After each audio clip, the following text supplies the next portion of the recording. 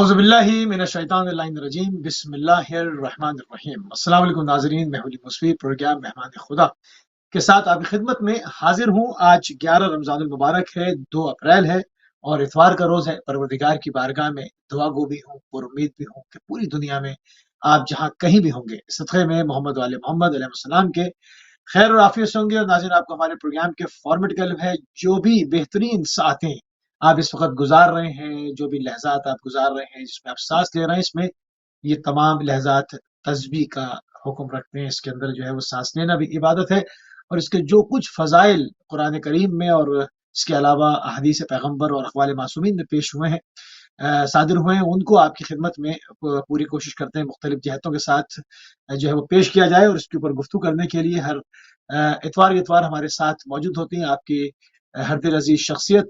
یقیناً آپ کی شخصیت کسی تعارف کی محتاج نہیں ہے۔ ہمارے ساتھ موجود ہیں علامہ محمد اصغر یزدانی صاحب، قبل آپ کو پروگرام میں خوش آمدید کہیں گے اور آپ کی خدمت میں سلام عرض کریں گے۔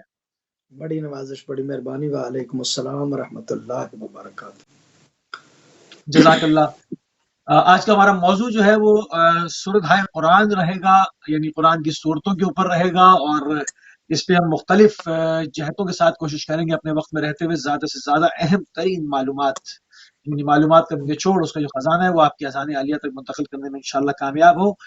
تو قبلہ تھوڑی سی طویل گفتگو سے بات کا آغاز کرتے ہیں کہ سورت کا سورہ کا اصطلاحی و لغوی معنی کیا ہیں؟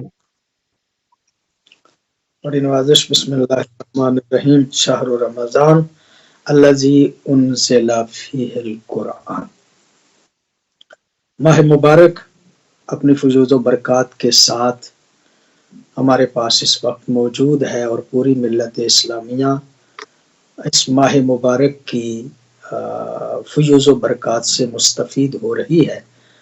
خالق حقیقی انہیں یعنی ملت اسلامیہ کو زیادہ سے زیادہ قرآن سمجھنے، ماہ مبارک میں قرآن سمجھنے کی توفیق زیادہ دے، اس لیے کہ قرآن جو ہے وہ اس ماہ مبارک میں نازل ہوا۔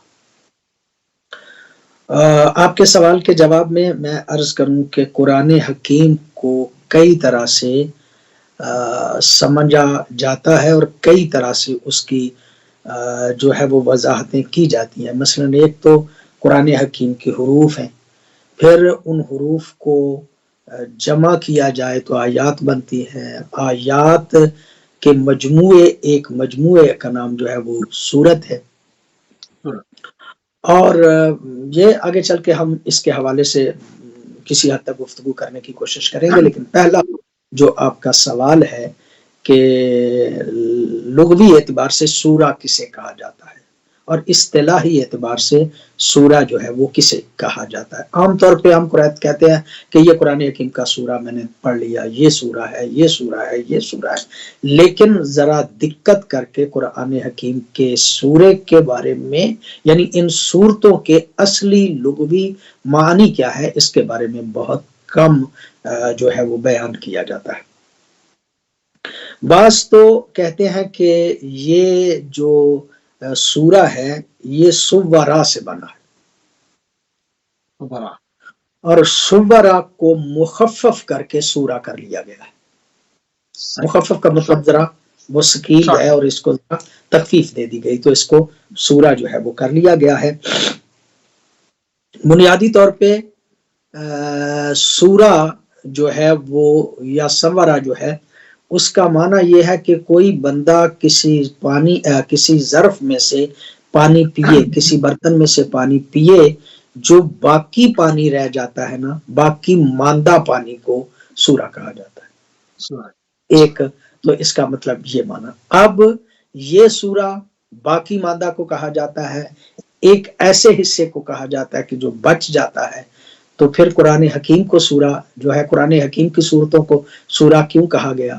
وہ کہتے ہیں اس لیے کہ جیسے کسی ظرف میں، کسی برتن میں پانی کا باقی رہنا ہوتا ہے، وہ ایک حصہ ہوتا ہے، سورہ بھی در حقیقت قرآن حکیم کا ایک قطعہ ہوتا ہے، ایک حصہ ہوتا ہے، ایک اس کا جز جو ہے وہ ہوتا ہے۔ لہٰذا اس لیے اس کو سورہ کہا جاتا ہے، کیونکہ یہ قرآن کا حصہ ہے، قرآن کا جو ہے وہ ایک قطع ہے. ایک معنی سور البلد استعمال ہوتا ہے عربی زبان میں، اور جب سور البلد کہا جاتا ہے تو اس سے مراد یہ ہوتا ہے جو شہر کے درمیان کے ارد گرد فصیل نہیں ہوا کرتی تھی پرانے زمانے میں، شہر جو ہے وسیل کے اندر ہوتے تھے، وہ جو فصیل ہوتی ہے، باڑ ہوتی ہے، حصار ہوتا ہے، اس کو بنیادی طور پہ سور کہا جاتا ہے. اب یہ جو ہے وہ قرآن حکیم کی صورتوں کو سورت کیوں کہا جاتا ہے؟ اس لیے کہ کئی ایک آیات کو وہ اپنے اندر جمع کیے ہوئے ہوتا ہے، حصار کی ہوئی ہوتی ہے وہ صورت، اس لیے بھی اس کو جو ہے وہ سورہ کہا جاتا ہے. دوسری وجہ جو بزرگان بعض علماء جو ہیں وہ بیان فرماتے ہیں وہ یہ کہ جو فصیل ہوتی ہے نا، آپ نے شاید پرانے شہر جو ہیں وہ دیکھے ہوں، فصیل جو ہوتی ہے وہ ذرا شہر سے بلند ہوتی ہے تاکہ کوئی باہر سے جب اس کا دروازہ بند کر دیا جائے شہر کا تو کوئی پھلانگ کے اندر نہ آ سکے. تو اس کا مطلب یہ کہ وہ سور البلد یعنی شہر کی دیوار جو ہے وہ اونچی ہوتی ہے، مرتفع ہوتی ہے، بلند ہوتی ہے.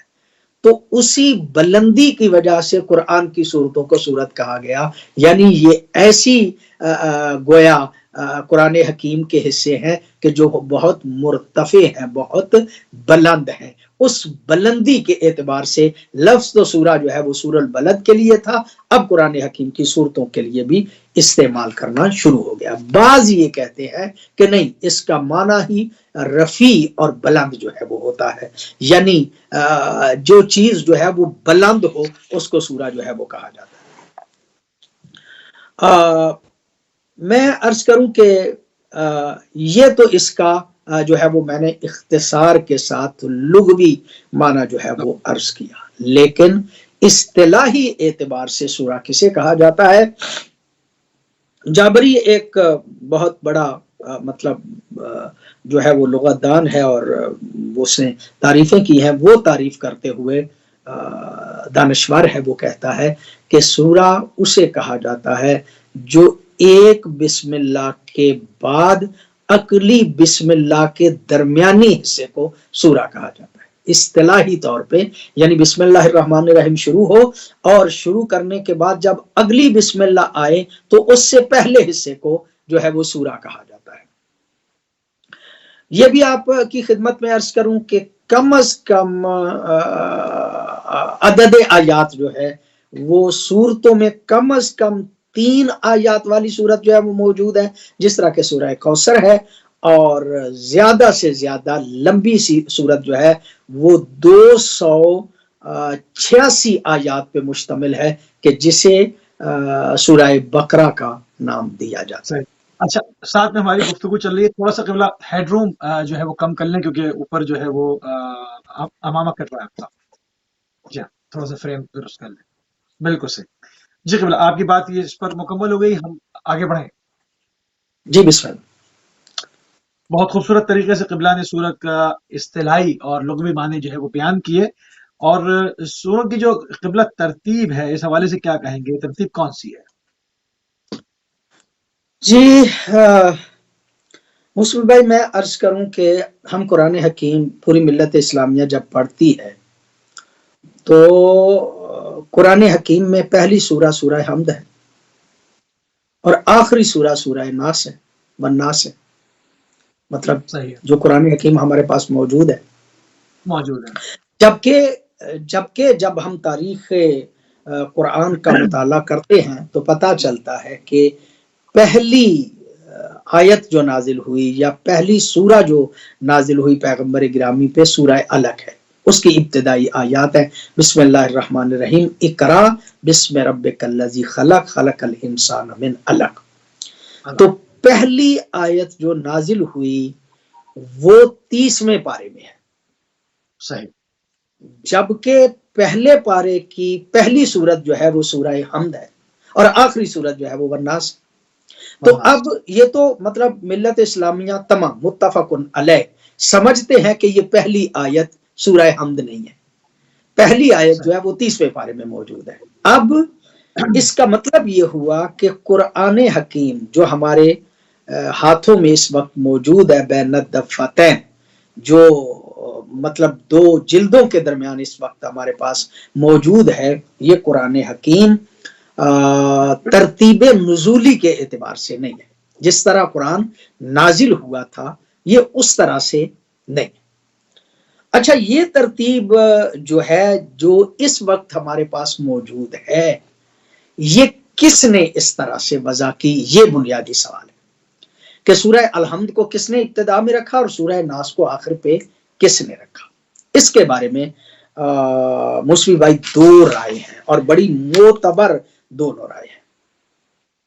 ایک رائے یہ ہے کہ یہ ذوق صحابہ پہ چھوڑا گیا، صحابہ کرام رضوان اللہ علیہم نے جس طرح اپنے ذوق کے اعتبار سے اس کو جمع کیا ہے، اسی کے اعتبار سے یہ صورتیں جو ہیں وہ رکھی گئی ہیں۔ مثلا فرض کریں کہ ایک صحابی ہیں، وہ چاہتے ہیں کہ ہم نزول قرآن کو جو ہے وہ نزول کے اعتبار سے قرآن حکیم کی صورتوں کو اکٹھا کریں، تو انہوں نے اس طرح سے اکٹھا کر لیا۔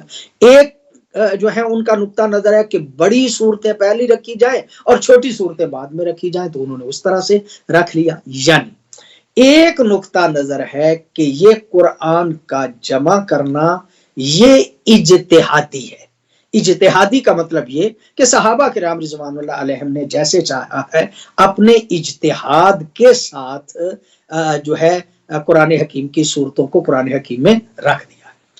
بالکل ہی اس کے ساتھ ایک اور رائے ہے، اور وہ رائے یہ ہے کہ نہیں، قرآن حکیم کی ترتیب توقیفی ہے، اجتہادی نہیں، توقیفی ہے۔ اچھا، توقیفی سے مراد میری کیا ہے؟ توقیفی سے مراد یہ ہے کہ صحابہ کرام کا ذوق اس میں شامل نہیں، صحابہ کرام کا اجتہاد اس میں شامل نہیں، بلکہ یہ اللہ کے حکم سے نبی معظم ان صورتوں کو ان جگہ پہ رکھتے رہے، چونکہ کاتبان وحی پیغمبر گرامی صلی اللہ علیہ وآلہ وسلم نے رکھے ہوئے تھے، لہذا جب کوئی صورت آتی تھی تو نبی معظم جو ہے وہ بیان کرتے تھے کہ اس صورت کو اس جگہ پہ رکھ دیا جائے، اس صورت کو اس جگہ پہ رکھ دیا جائے۔ یہ 2 آراء ہیں، پہلی رائے کو اجتہادی کہا جاتا ہے اور دوسری رائے کو توقیفی کہا جاتا ہے۔ موسوی بھائی، آپ کا تھوڑا سا وقت جو ہے وہ لینا چاہوں گا۔ یہ دونوں طبقے جو ہیں، جو یہ سمجھتے ہیں کہ اصحاب کے اجتہاد سے یہ قرآن حکیم جو ہے اس کی صورتوں کو مرتب کیا گیا، ان کے پاس بھی دلائل ہیں، اور جو یہ سمجھتے ہیں کہ نہیں، پیغمبر گرامی نے حکم خداوندی سے ان صورتوں کو مرتب کیا ہے، ان کے پاس بھی دلائل ہیں۔ پہلے ہم مختصر سے دلائل جو ہے وہ عرض کرتے ہیں تاکہ بات جو ہے وہ سمجھ میں آ جائے۔ وہ یہ ہے کہ یہ تاریخ ابتدائی اسلام کی تاریخ کو جب ہم پڑھتے ہیں تو ہم دیکھتے ہیں کہ الفاظ ملتے ہیں کہ یہ مصحف ابی بن کعب ہے، یہ مصحف ابو موسیٰ اشعری، یہ مصحف عبداللہ ابن مسعود، یہ مصحف حضرت علی، یہ الفاظ یعنی یہ مصحف حضرت زید بن ثابت ہے۔ تو اس دور کے جو صحابہ تھے انہوں نے قرآن اپنے ذوق کے اعتبار سے جمع کیا ہوا تھا، اور جس نے جتنا جمع کیا تھا اس کو اس کا مصحف کہا جاتا تھا، اور اس نے اپنی ترتیب سے ہی قرآن حکیم کی صورتوں کو جو ہے وہ رکھا ہوا تھا۔ لہذا میں عرض کروں کہ حضرت عبداللہ ابن مسعود جو ہیں وہ قرآن حکیم جو ان کا مصحف تھا سورہ بقرہ سے شروع کرتے ہیں، اور پھر سورہ آل عمران اور سورہ نساء، اور پھر اسی طرح سے آگے جو ہے وہ انہوں نے اپنا مصحف جو ہے وہ مرتب کیا ہوا تھا۔ اسی طرح حضرت علی علیہ السلام کا جو مصحف ہے اس کے بارے میں یہ کہا جاتا ہے کہ وہ ترتیب نزولی کے اعتبار سے حضرت علی علیہ السلام نے اس کو جمع کیا تھا۔ البتہ یہاں پہ ایک سوال اور میرے ذہن میں آیا، یعنی ایک بات اور میرے ذہن میں آئی کہ جو یہاں پہ جو ہے وہ عام طور پہ جب ہم کہتے ہیں کہ یہ مصحف علی ہے اور یہ مصحف فلاں ہے، تو لوگوں کے ذہن میں یہ خیال آتا ہے کہ شاید حضرت علی کا قرآن کوئی علیحدہ سے تھا، یا حضرت زید بن ثابت کا قرآن کوئی علیحدہ سے تھا، یا حضرت ابو موسیٰ اشعری کا قرآن کوئی علیحدہ سے تھا، یا مثلا فرض کریں کہ دوسرے صحابہ جو ہے ان کا قرآن، مصحف کا لفظ اس وقت اس حصے، ویسے تو مصحف کتاب کو کہا جاتا ہے، قرآن کو کہا بھی نہیں جاتا، بعد میں آہستہ آہستہ قرآن حکیم کے لیے مصحف کا لفظ جو ہے وہ استعمال ہونے لگا۔ تو میں یہ سمجھتا ہوں کہ وہ لوگ جو اس بات کے قائل ہیں اور جو کہتے ہیں کہ یہ ذوق صحابہ کے اعتبار سے یہ صورتیں جو ہیں وہ رکھی گئی ہیں، ان کا نقطہ نظر یہی ہے کہ چونکہ صحابہ کرام کے مصحف جو ہیں وہ جدا جدا تھے، انہوں نے اپنے ذوق کے اعتبار سے اور اپنے اجتہاد کے اعتبار سے ان صورتوں کو اپنی مرضی سے علیحدہ علیحدہ جو ہے وہ رکھا ہوا تھا۔ میں عرض کروں مثلا وہی یہی وجہ ہے کہ کہا جاتا ہے کہ حضرت عثمان رضی اللہ تعالی عنہ نے اپنے دور میں یہی کام کیا تھا کہ وہ جتنے مصاحف تھے، یعنی جتنے وہ مصحف تھے، ان سب کو اکٹھا کر لیا اور ایک نیا مصحف جو ہے وہ تیار کیا حضرت زید بن ثابت کی سربراہی میں، اور باقی سارے صحابہ کے مصحف جو ہے وہ لے لیے اور ان کو جو ہے وہ مطلب ختم کر دیا، ضائع کر دیا، یا جو بھی روایات وہ ہم اس وقت اس طرح جو ہے وہ نہیں جانا چاہتے۔ لہٰذا یہ کہنا یہ گویا یہ بھی اس بات کی دلیل ہے کہ یہ سلیقہ صحابہ تھا، یہ ذوق صحابہ تھا قرآن حکیم کو جمع کرنے کا۔ بالکل اس کے ساتھ ساتھ دوسری رائے جس کو ہم نے عرض کیا کہ وہ یہ ہے کہ نہیں، قرآن حکیم جو ہے وہ توقیفی ہے، اجتہادی نہیں، یعنی صحابہ کے ذوق اور سلیقے سے اس کو جمع نہیں کیا گیا،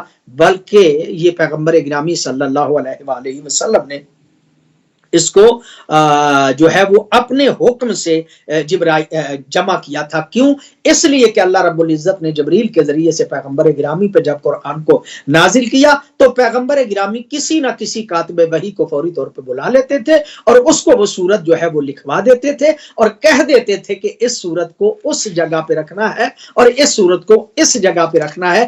یہ گویا پیغمبر گرامی صلی اللہ علیہ وآلہ وسلم نے اپنے طور پہ اس طرح سے کیا تھا۔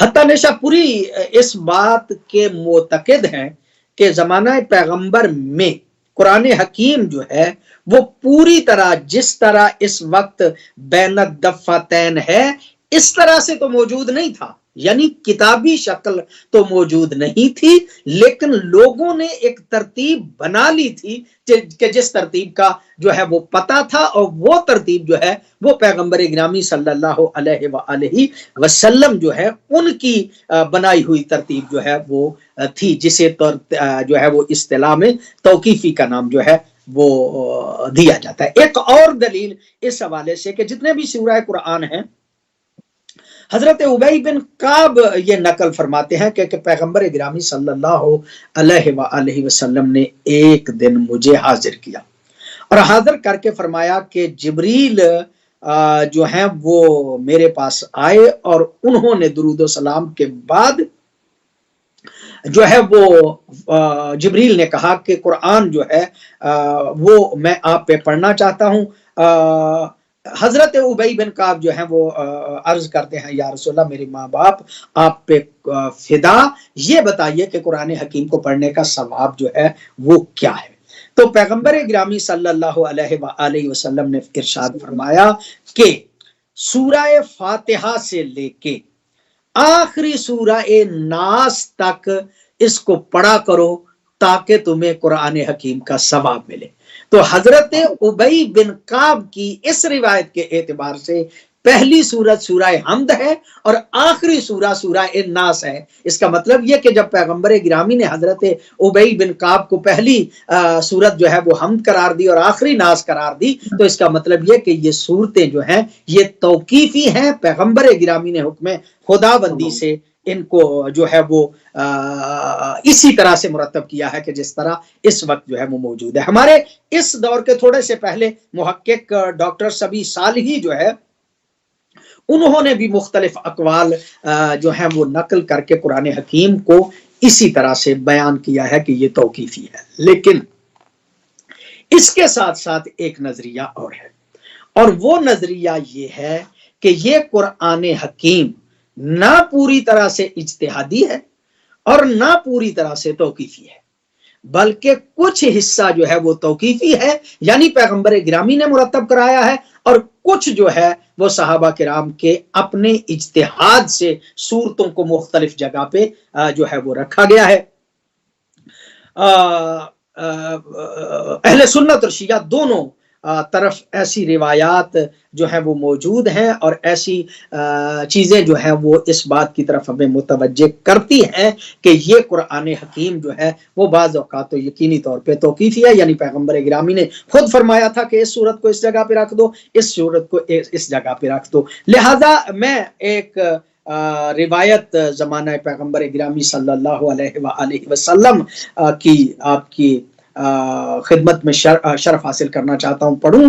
پیغمبر گرامی فرماتے ہیں کہ مجھے اللہ رب العزت نے بجائے تورات کے 7 آیت طوال عطا فرمائے، وہ 7 صورتیں عطا کی کہ جو لمبی صورتیں ہیں، اور یہ مجھے بیان اللہ رب العزت نے عطا کی ہیں تورات کے بدلے میں، یعنی تورات جو ادھر آئی تھی نا اس کے بدلے میں 7 اطوال مجھے ملی، اور وہ 7 اطوال کون ہے؟ بقرہ سے لے کے سورہ توبہ تک، اور بجائے زبور کے میعین مجھے عطا کی، وہ کون کون سی ہیں؟ بنی اسرائیل سے سورہ مومنین تک، ترتیب موجود جو ہے اسی کے مطابق۔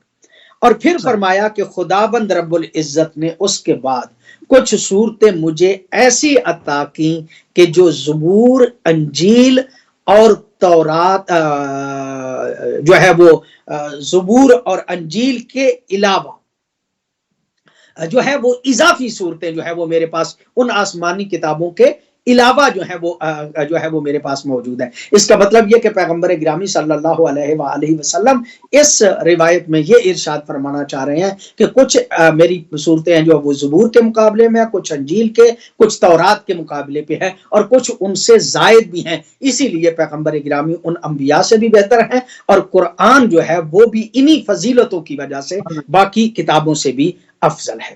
اور پھر اس میں کچھ لفظ آتے ہیں کہ مثلا کچھ پیغمبر گرامی کے اپنے الفاظ ہیں کہ کچھ صورتیں ایسی ہیں کہ جو مفصل ہیں، کچھ عوامیم ہیں، کچھ تواسین ہیں، کچھ مصبحات ہیں، وغیرہ وغیرہ، یہ نام بھی جو ہیں وہ ملتے ہیں۔ بہرحال آخری بات اس حوالے سے یہ عرض کرنا چاہوں گا کہ حضرت زید بن ثابت، یہ حضرت زید بن ثابت جو ہیں موسوی بھائی، یہ وہ ہستی ہیں کہ جو نوجوان تھے، اور حضرت ابو بکر نے جو روایات میں ملتا ہے، جس طرح تاریخ والے لکھتے ہیں کہ جو جمع قرآن حضرت ابو بکر نے کیا تھا، اس کمیٹی کے سربراہ بھی حضرت زید بن ثابت تھے، اور پھر اس کے بعد حضرت عثمان کے دور میں، البتہ یہ لمبی بحث ہے، اس بحث پہ کافی جو ہے وہ چیزوں کی ڈسکشن جو ہے وہ ضروری ہے، کافی چیزوں پہ تحقیق جو ہے وہ ضروری ہے کہ حضرت عثمان میں جب حضرت ابو بکر ایک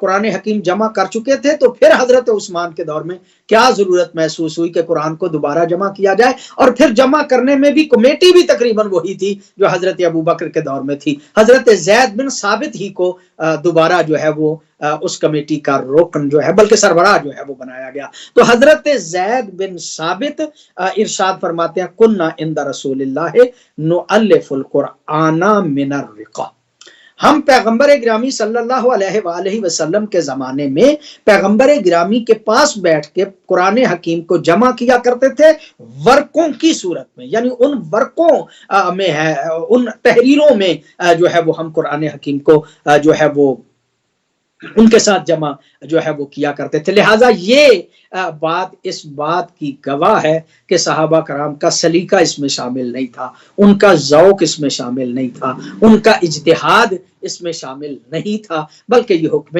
پیغمبر گرامی صلی اللہ علیہ وآلہ وسلم سے ہی اس قرآن حکیم کو جو ہے اس کی صورتوں کو رکھا گیا ہے۔ صحیح، آگے بات بڑھاتے ہیں کہ قرآن کی ترتیب کے اوپر بات ہوئی، قرآن کی صورتیں قبلہ یہ کتنی ہیں؟ اچھا موسوی بھائی، بڑا واضح سی بات ہے کہ اس وقت جو قرآن حکیم ہمارے پاس موجود ہے، ایک چیز اپنے ناظرین کو کہتا چلوں کیونکہ یو کے میں جو ابھی ٹرانسمیشن یورپ میں دیکھی جا رہی ہے، یہاں پر ابھی روزہ باقی ہے، قبلہ چونکہ ہمارے ساتھ پاکستان سے 4 گھنٹے کا فرق ہے، اس لیے قبلہ جو ہے وہ چائے پی سکتے ہیں۔ کنٹینیو کیجیے۔ بڑی نوازش یہ بار بار کہنا پڑتا ہے تاکہ اشتباہ نہ ہو. جی آپ کی بڑی مہربانی، آپ نے جو ہے وہ اس بات کی طرف متوجہ کیا. اچھا، میں عرض کروں کہ قرآن حکیم کی صورتیں جو ہمارے پاس اس وقت قرآن حکیم موجود ہے، اس کی جو صورتیں بیان کی جاتی ہیں وہ 114 صورتیں. آخر پہ ہم اس بات کو عرض کریں گے کہ 114 ہی صورتیں ہیں، یعنی ہمارا نقطہ نظر بھی یہ ہے کہ صورتیں 114 ہی ہے. لیکن یہ شیعوں کی بات نہیں ہے. آپ اہل سنت، شیعہ، صحابہ کرام رضوان اللہ علیہم جو ہیں ان کے اقوال پڑھیں تو بعض جو ہے وہ 112 صورتوں کے قائل ہیں، بعض جو ہیں وہ 113 کے قائل ہیں، بعض جو ہے وہ 114 کے قائل ہیں، بعض 115 صورتوں کے قائل ہیں، بعض 116 صورتوں کے بھی قائل اس ہیں. کی کیا وجہ؟ اب ساری باتیں تو میں اس وقت نہیں بیان کروں گا، لیکن ایک دو باتیں آپ کی خدمت عالیہ میں عرض کرنا چاہتا ہوں. حضرت ابو موسیٰ اشعری ارشاد فرماتے ہیں یہ جو موجودہ قرآن ہے اس کے علاوہ بھی 2 صورتیں تھیں، اور وہ 2 صورتیں کون سی تھی؟ ایک سورہ حفظ اور ایک سورہ خلام. یہ 2 صورتیں بھی قرآن حکیم کی صورتیں تھی کہ جو قرآن حکیم میں اس وقت موجود نہیں ہے. میں مطلب کتابوں سے آپ کی خدمت میں عرض کروں کہ جو سورہ خال ہے وہ کس طرح سے تھی؟ بسم اللہ الرحمن الرحیم، اللہم انا نستعینک و نستغفرک و نثنی علیک ولا نکفرک و نخلا و نترک من یفجرک. ایک صورت تو یہ کہتے ہیں، مطلب مصادر سے یہ بات واضح ہوتی ہے. دوسری سورہ حفظ ہے.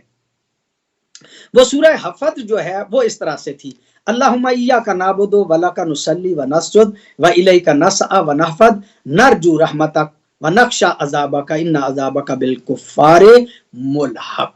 یہ 2 صورتیں جو ہیں وہ قرآن حکیم میں بعض اصحاب کے نزدیک موجود نہیں ہے، لیکن اس کا حل کیا ہے حضرت ابی بن کعب. اچھا، حضرت ابی بن کعب یہ کہتے ہیں کہ سورہ ایلاف اور سورہ فیل کو انہوں نے بغیر بسم اللہ کے ان کے درمیان لکھا ہے. اچھا، اگر بغیر بسم اللہ کے سورہ فیل اور سورہ ایلاف کو لکھ دیا جائے تو اس کا مطلب یہ کہ 2 صورتیں ایک صورت ہو گئی. جب 2 صورتیں ایک صورت ہو گئی تو اس کا مطلب یہ کہ 114 جو ہے وہ 113 ہو گئی. اور اگر یہ کہا جائے کہ 2 صورتیں اس میں موجود ہی نہیں، وہ صورتیں لکھی ہی نہیں گئیں، اور وہ میں نے آپ کو پڑھ کے بتائیں کہ وہ سورہ جو ہے وہ خل اور حفظ جو ہے وہ موجود نہیں ہے. لہذا اگر ان 2 کو جمع کیا جائے تو بعض صحابہ اس بات کے قائل ہیں کہ اس کی 116 صورتیں جو ہیں وہ بن جاتی ہیں. لیکن اس کو حل کیا ہے بعض دوسرے بزرگان نے، انہوں نے کہا کہ نہیں، ایسا نہیں ہے. یہ جتنی بھی صورتیں آپ کہہ رہے ہیں نا 2 خل اور حفظ، یہ صورتیں ہیں ہی نہیں. لیکن پیغمبر گرامی صلی اللہ علیہ وآلہ وسلم اپنی حیات طیبہ میں کیا کرتے تھے کہ جب بھی قنوت پڑھتے تھے تو عام طور پہ آپ کی قنوت کی دعا جو ہے وہ یہ 2 جو ہے وہ دعائیں ہوا کرتی تھی. اور پیغمبر گرامی چونکہ بار بار انہی دعاؤں کو قنوت میں پڑھا کرتے تھے، لہٰذا بعض صحابہ کو اس بات کا احتمال ہوا کہ یہ جو ہیں یہ بھی جو ہیں وہ صورتیں ہی ہیں، حالانکہ یہ صورتیں نہیں بلکہ پیغمبر گرامی صلی اللہ علیہ وآلہ وسلم اپنی قنوت میں دعا اس طرح سے مانگا کرتے تھے اور مانگا کرتے تھے، جس کی وجہ سے بعض صحابہ کو اس بات کا احتمال ہوا کہ پیغمبر گرامی صلی اللہ علیہ وآلہ وسلم کی پڑھے جانے والی دعاؤں میں یہ جو ہے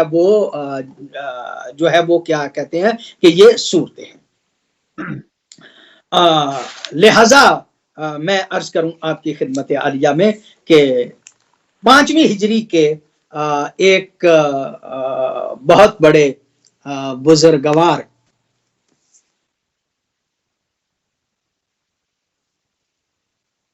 جی ناظرین، تھوڑا سا معذرت چاہتے ہیں، لانگ ڈسٹینس کال ہے اور قرآن کی اس صورتوں کے اوپر ایک بہت ہی خوبصورت جو ہے وہ گفتگو کا سلسلہ جو ہے آپ کی محضر میں جاری و ساری ابھی جیسے ہی قبلہ ہمارے ساتھ دوبارہ سے آن لائن ہوتے ہیں تو جو ہے وہ پھر اپنی جہاں پہ گفتگو ہم نے روکی ہے وہاں سے ہم اس کو شروع کریں گے.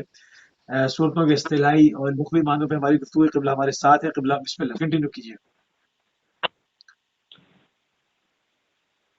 آپ کی آواز مجھ تک آ رہی ہے یا مسوی بھائی؟ اگر آپ چاہیں تو بسم میں اس اللہ کو جو ہے وہ آگے کر بسم دوں. اللہ بسم اللہ بسم اللہ. جی میں عرض کروں کہ 5ویں ہجری کے ایک محقق نے یہ رائے دی ہے کہ حضرت ابی بن کعب جو ہیں اور کچھ دوسرے صحابہ رضوان اللہ علیہم جو ہیں ان سے تھوڑا سا یہ اشتباہ ہوا کہ انہوں نے قنوت کو صورت جو ہے وہ قرار دینا شروع کر دیا، جس کی وجہ سے یہ اضافہ جو ہے ہوا. بالآخر میں عرض کروں کہ مختصر یہ ہے کہ بعض علماء 100 جیسے میں نے پہلے کہا 112 قرار دیتے ہیں، بعض 113 قرار دیتے ہیں، بعض 114، بعض 115، بعض 116، لیکن محققین اسلامی جو ہیں ان کے نزدیک وہی روایت جو ہے وہ معتبر روایت ہے اور وہی بہتر روایت ہے کہ قرآن حکیم کی صورتیں 114 ہے.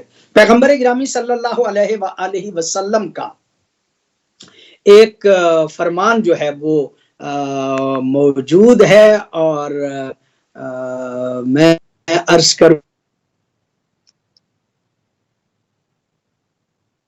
جی ناظرین تھوڑی سی معذرت خواہیں کیونکہ لانگ ڈسٹینس کال ہے اور اس میں جو ہے وہ تعطل کا شکار ہو رہی ہے کال. ہم انتہائی معذرت خواہیں آپ سے، اور جیسے قبلہ ہمارے ساتھ دوبارہ آ جاتے ہیں ہم اس کو جو ہے وہ آگے بڑھائیں گے بات کو، کیونکہ بہت ہی اہم اور بہت ہی اس کے اوپر جو بہت ضروری ہے کہ اپنے نوجوانوں کو ان تمام چیزوں سے آگاہ کیا جائے، کیونکہ جو دشمن ہے اس میں اشتباہ ڈالنے کی کوشش کرتا ہے، اور اس میں جو فرقہ پرست ٹائپ کے لوگ ہیں وہ بھی ایک دوسرے کے اوپر جو ہے وہ انگلی اٹھاتے ہیں. تو اس پر ان چیزوں کو کلیئر ہونا چاہیے تاریخی حوالہ جات کے ساتھ کہ اس میں عقائد کا معاملہ بھی ہے، اور اس کے اندر جو ہے وہ جو تہمتیں جھوٹی لگائی جاتی ہیں ان کا بھی تدارک ہو جائے گا، ان کا بھی لوگوں کو اس کا بھی ادراک ہو جائے. قبلہ ہمارے ساتھ ہے ایک مرتبہ پھر. قبلہ کنٹینیو فرمائیے. جی میں عرض کروں کہ مطلب میں نے وہ عرض کیا کہ جتنے عنوانات ہیں، لیکن پیغمبر گرامی صلی اللہ علیہ وآلہ وسلم کا اپنا ایک فرمان ہے کہ جو ان تمام اقوال کو جو ہے ان کا حل پیش کرتا ہے. پیغمبر گرامی فرماتا ہے جمیع سور القرآن مئۃ و اربع عشرہ سورہ، جتنا بھی قرآن ہے یہ 114 صورتوں پہ مشتمل ہے. یعنی پیغمبر گرامی جب فرما دیں کہ صورت 114 ہے تو سارے اختلافات جو ہیں وہ ختم ہو جانے چاہیے. البتہ میں اضافہ کروں کہ آیات قرآن کے حوالے سے پیغمبر گرامی ارشاد فرماتے ہیں کہ اس کی 6236 جو ہیں وہ آیات ہیں قرآن حکیم کی، اور حروف قرآن کے بارے میں پیغمبر گرامی کا فرمان ہے کہ اس کی حروف 3,21,250 ہے. اس کے حروف جو ہیں پیغمبر گرامی کی حدیث میں 3,21,250 ہیں. لا یرغب فی تعلم القرآن الا السعداء، اور رغبت نہیں رکھتے قرآن حکیم کی تعلیم میں مگر وہ کہ جو انتہائی نیک ہوتے ہیں. اور یہ ولا یتعہد قراءتہ الا اولیاء الرحمن، اور اولیاء رحمان جو ہیں اس قرآن حکیم کو پڑھنے کے لیے تعہد رکھتے ہیں اور وہی اس کو جو ہے وہ پڑھا کرتے ہیں. لہٰذا یہ جتنے بھی اقوال صحابہ سے اشتباہ کی بنیاد پہ ہوئے یا باقی لوگوں سے اشتباہ کی بنیاد پہ ہوئے، پیغمبر گرامی کا یہ فرمان ان سب کی نفی کرتے ہوئے یہ بیان کرتا ہے کہ قرآن حکیم کے سورہ جو ہیں وہ 114 ہی ہیں. 114 ہی ہے. بہت خوبصورت، بہت خوبصورت بات. اچھا ان کے قرآن کی صورتوں کے نام جو ہے وہ کس طرح سے رکھے گئے، وہ کس نے رکھے گا؟ بہت پیارا اور بہت اچھا سوال. قرآن حکیم کی صورتوں کے نام جو ہیں ان کے بارے میں بھی میں وہی الفاظ استعمال کروں گا جو پہلے کر چکا ہوں، اور وہ یہ کہ ان کے نام جو ہیں وہ بھی توقیفی ہیں یا اجتہادی ہیں. اجتہادی سے مراد کیا کہ صحابہ کرام رضوان اللہ علیہم نے کسی سورہ کو پڑھ کے اس میں سے جو اصل مطلب جو زیادہ بیان ہوتا تھا یا ہو رہا تھا اس کے اعتبار سے اس کا نام رکھا سورت کا، یا وہ نام جو ہے وہ پیغمبر گرامی صلی اللہ علیہ وآلہ وسلم ہی کی طرف سے جو ہے وہ سورتوں کے نام جو ہیں وہ رکھے گئے. تو میں ذاتی طور پہ اور جو میرا مطالعہ بھی ہے کہ وہ یہی ہے کہ پیغمبر گرامی نے توقیفی طور پہ ان صورتوں کا نام جو ہے وہ خود رکھا ہے، کسی اور نے ان صورتوں کا نام جو ہے وہ نہیں رکھا۔ میں موسوی بھائی ماشاءاللہ اہل بیت ٹی وی پہ یہ شرف حاصل ہوا مجھے اور فاروق بھائی نے اس پروگرام کو شروع کیا کہ ہم نے قرآن حکیم کی صورتوں کا خلاصہ جو ہے وہ بیان کرنا شروع کیا، اور 41-42ویں صورت پہ ہم پہنچے ہوئے ہیں، 26 میں پارے کے قریب تقریباً جو ہے وہ ہمارا وہ درس اب ماہ مبارک کی وجہ سے کچھ رکا ہوا ہے، انشاءاللہ ہم اسے مکمل کرنے میں جلد ہی کامیاب ہو جائیں گے۔ اس میں جب ہم قرآن حکیم کے حوالے سے بیان کرتے ہیں، کسی صورت کے بیان کرتے ہیں کسی صورت کو بھی، تو اس صورت کو بیان کرنے سے پہلے جب ہم سورت کا خلاصہ بیان کرتے ہیں تو کچھ فضائل بھی اس صورت کے بیان کرتے ہیں، اور جب فضائل بیان کرتے ہیں تو عموماً اب تک کا جو میرا تجربہ ہے یا اب تک کا جو مطالعہ ہوا ہے اس میں یوں محسوس ہوتا ہے کہ ایک فرمان ڈائریکٹ پیغمبر گرامی صلی اللہ علیہ وآلہ وسلم کا فضائل صورتوں میں بیان ہم کرتے ہیں، اور ایک فرمان معصوموں کے ذریعے سے یعنی ائمہ کے ذریعے سے بیان کرتے ہیں۔ کبھی مولا امام محمد باقر، اکثر مولا امام جعفر صادق علیہ السلام کا فرمان جو ہے وہ بیان کرتے ہیں۔ ان فرمانوں میں معصوم نے بھی کسی صورت کا جب فضائل بیان کرنے شروع کیے تو ان کا نام لیا کہ فلاں صورت کے یہ فضائل ہیں، اور پیغمبر گرامی صلی اللہ علیہ وآلہ وسلم نے بھی جب کسی صورت کا تذکرہ، جب کسی کے حوالے سے فضائل کا تذکرہ کیا تو اس صورت کا نام لیا۔ ابھی تک مجھے کوئی سورہ میرے مطالعہ میں، یعنی وہ جو ہمارا پروگرام ہے اس میں میرے مطالعے میں کوئی صورت ایسی نہیں آئی کہ جس میں پیغمبر گرامی نے اس صورت کے فضائل اس کا نام لے کے نہ بیان کیے۔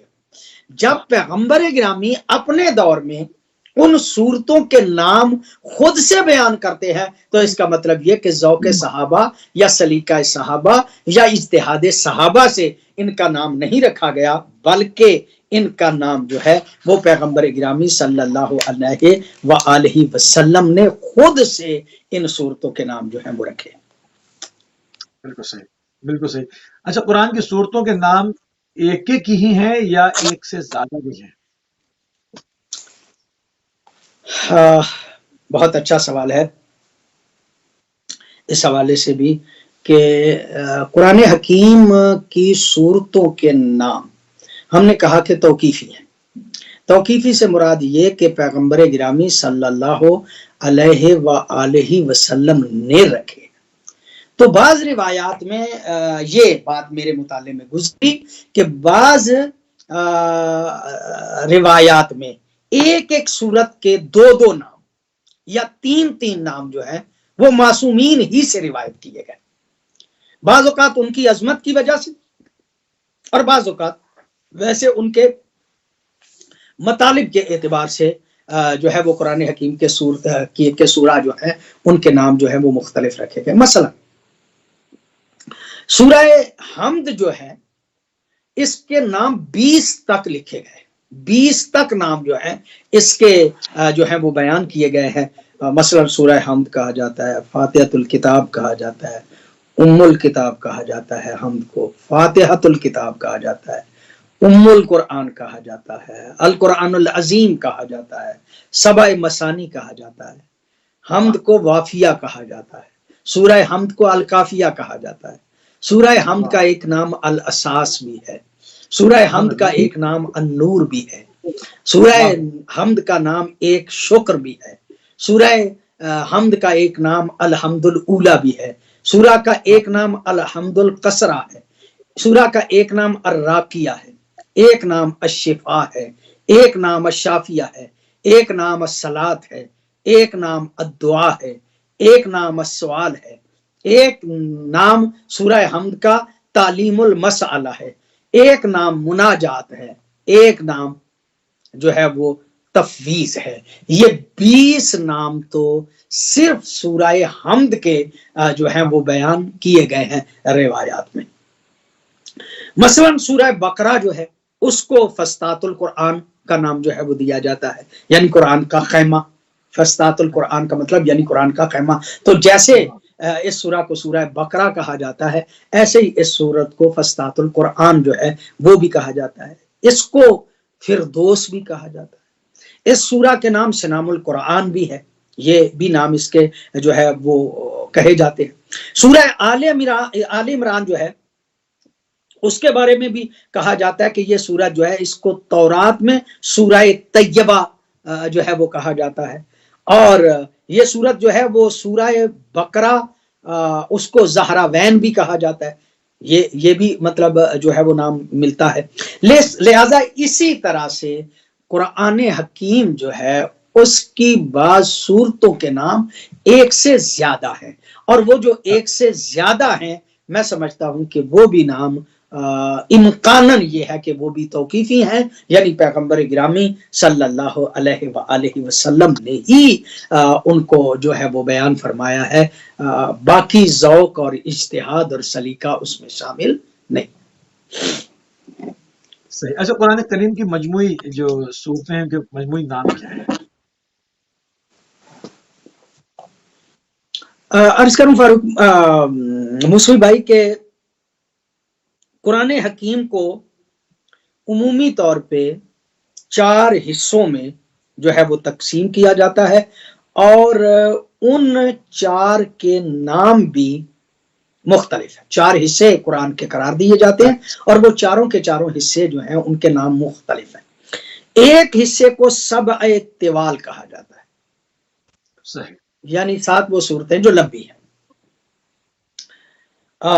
اور اس بات کو میں نے پہلے بھی عرض کیا کہ یہ سبع طوال جو ہے وہ تورات کے بدلے میں پیغمبر گرامی صلی اللہ علیہ وآلہ وسلم ارشاد فرماتے اللہ نے مجھے عطا کی، اور زبور کے بدلے میں میعین جو ہے وہ مجھے ملی، انجیل کے بدلے میں مثانی مجھے ملی، اور کچھ مفصل ہیں کہ جو مجھے میں نے پہلے عرض کیا کہ برتری کے طور پہ ملی، یعنی ان آسمانی کتابوں سے اضافی طور پہ یہ چیزیں جو ہیں 4 حصے گویا، 3 ان کتابوں کے مقابلے میں اور ایک حصہ جو ہے وہ اضافی اور برتر۔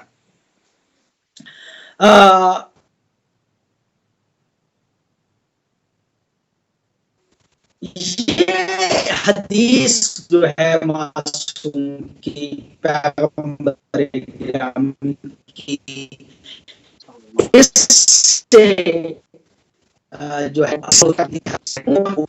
کوشش کرتا ہوں کہ ان 4 کے نام جو ہے وہ مختصراً آپ کی خدمت میں اس کی وضاحت کروں۔ جو سبع طوال ہے نا، یہ عموماً ان 7 صورتوں کے بارے میں کہا جاتا ہے کہ جو لمبی صورتیں ہیں، اور وہ کون کون سی ہیں؟ سورہ بقرہ، سورہ آل عمران، سورہ نساء، سورہ مائدہ، سورہ انعام، سورہ اعراف، سورہ انفال، حتیٰ سورہ توبہ تک۔ ان 7 صورتوں کو پیغمبر گرامی نے فرمایا یہ سبع طوال ہے، یعنی یہ 7 صورتیں ایسی ہیں جو لمبی ہیں، یعنی ان کا نام گویا 4 حصوں میں قرآن کو تقسیم کیا گیا اور ایک حصے کا نام سبع طوال رکھا گیا۔ میعین جو ہے یہ عموماً یہ کہا جاتا ہے کہ جس میں 100 آیات ہیں، یا تھوڑی سی زیادہ ہیں یا تھوڑی سی کم ہیں، اس کو میعین کے نام سے جو ہے وہ یاد کیا جاتا ہے۔ اور یہ جو ہیں یہ صورتیں ہیں سورہ بنی اسرائیل، سورہ کہف، سورہ مریم، سورہ طٰہٰ، سورہ انبیاء، سورہ حج اور سورہ مومنون۔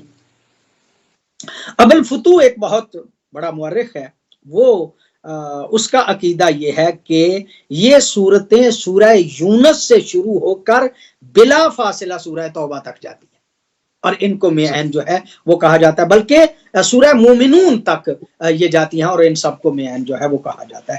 ایک حصہ اس کا مثانی ہے، 2 حصے ہم نے پہلے بیان کیے، ایک حصہ جو ہے وہ مثانی ہے، اور یہ مثانی جو ہے اس کے بارے میں البتہ مختلف اقوال ہیں۔ جناب سیوطی نے کہا ہے کہ مثانی جو ہے وہ ان صورتوں کو کہا جاتا ہے جو میعین کے بعد ہے، وہ جو میعین ہم نے ذکر کیا نا اس کے بعد جو ہے ان کو جو ہے وہ مثانی کہا جاتا ہے، کہ وہ چونکہ ان صورتوں کے بعد دوسرے نمبر پہ ہے، لہٰذا اس کو مثانی جو ہے وہ کہا جاتا ہے۔ فرا جو ہے وہ کہتے ہیں کہ مثانی ان صورتوں کو کہا جاتا ہے کہ جن کی تعداد 100 سے کم ہو، یعنی جن کی تعداد 100 سے کم ہو ان کو مثانی جو ہے وہ کہا جاتا ہے۔ مرحوم طبرسی ہمارے مذہب کے بہت بڑے علامہ، وہ فرماتے ہیں کہ مثانی ان صورتوں کو کہا جاتا ہے کہ جو سبع طوال کے بعد ہے، وہ جتنی صورتیں ہیں ان کو مثانی کہا جاتا ہے۔ اور آخری حصہ اس کا جو ہے وہ مفصل ہے، اور مفصل ان تمام صورتوں کو کہا جاتا ہے کہ جن میں حامیم ابتدا میں آتا ہے، اور چھوٹی چھوٹی جتنی صورتیں ہیں ان سب کو مفصل جو ہے وہ کہا جاتا ہے۔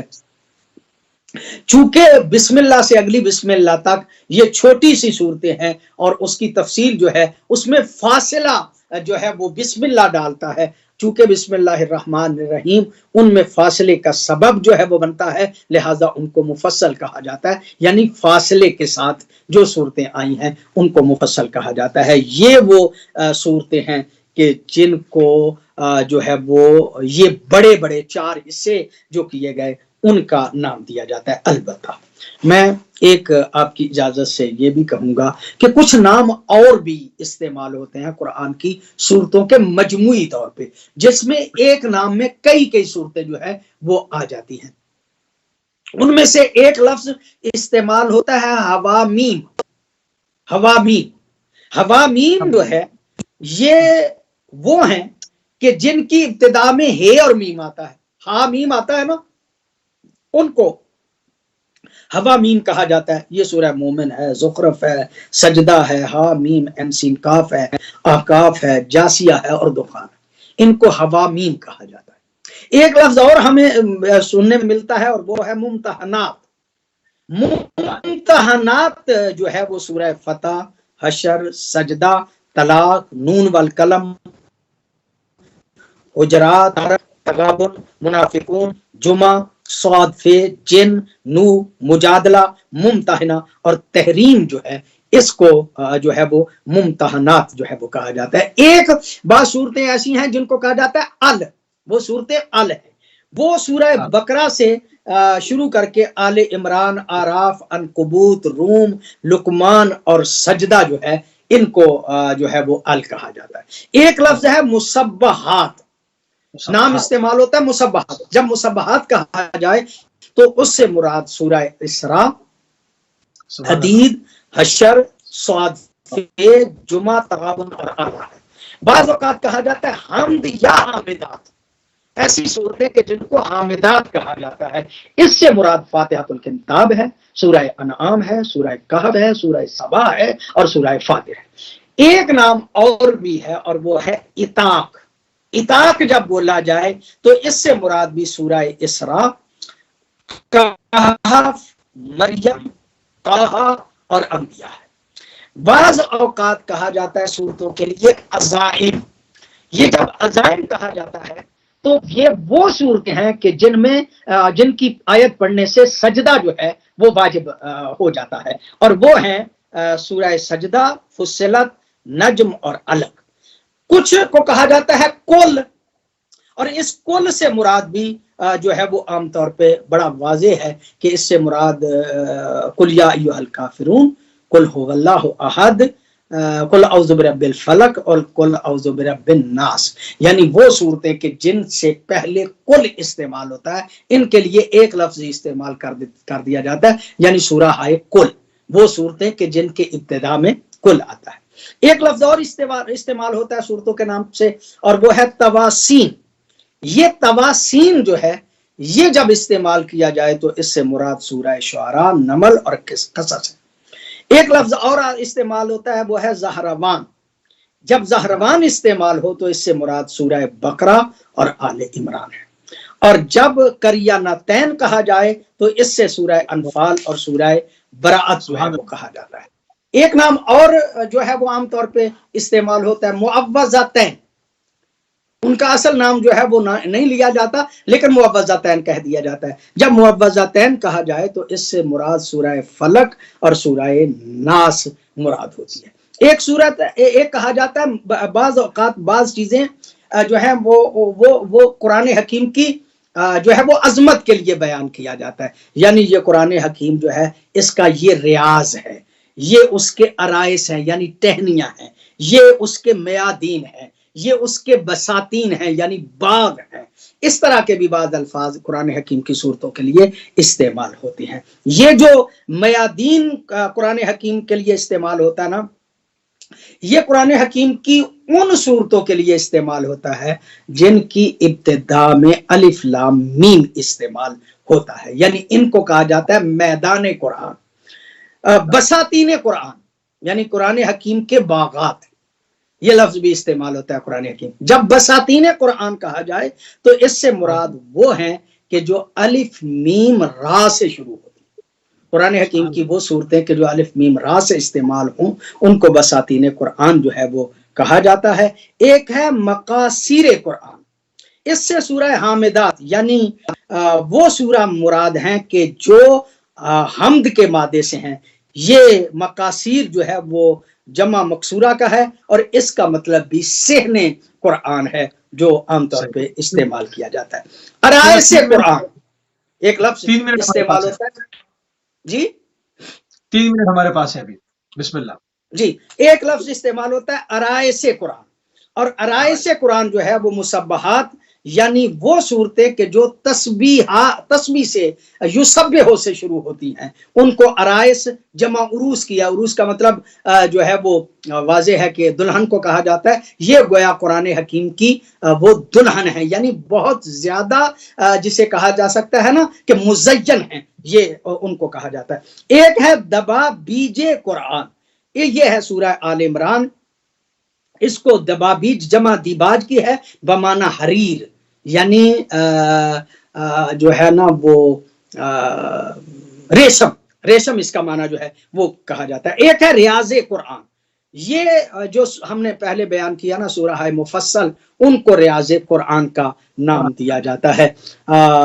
حضرت ابن مسعود جو ہے وہ روایت کرتے ہیں کہ حوامیم جو ہے وہی دیباج قرآن ہے، وہی جو ہے وہ حریر قرآن ہے، وہی جو ہے وہ یہ ہے۔ اور ایک لفظ استعمال ہوتا ہے قوارع قرآن، یہ جو ہے وہ صورتیں ہیں کہ جن میں بندہ جو ہے وہ اللہ کی پناہ میں چلا جاتا ہے اور شیطان سے محفوظ ہو جاتا ہے۔ شیطان سے محفوظ ہو کے اللہ کی پناہ میں جن صورتوں کی وجہ سے جاتا ہے ان کو قواریر قرآن کہا جاتا ہے، اور وہ ہیں آیت الکرسی، معوذتین اور اس قسم کی کچھ اور جو ہیں وہ صورتیں جو ہیں وہ اس نام کے نیچے آتی ہیں۔